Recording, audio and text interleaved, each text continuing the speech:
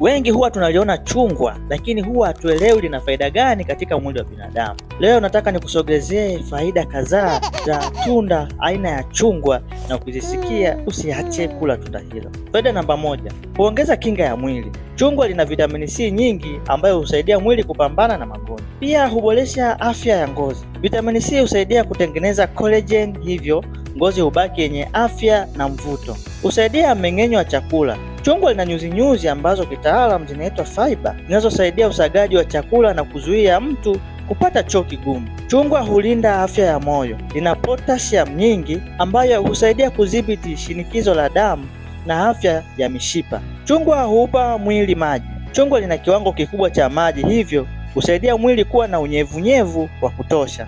Pia hilo chungwa husaidia kudhibiti uzito. Lina kalori chache na nyuzi nyingi zinazofanya ushibe kwa muda mrefu. Huboresha afya ya macho. Chungwa lina vitamini A.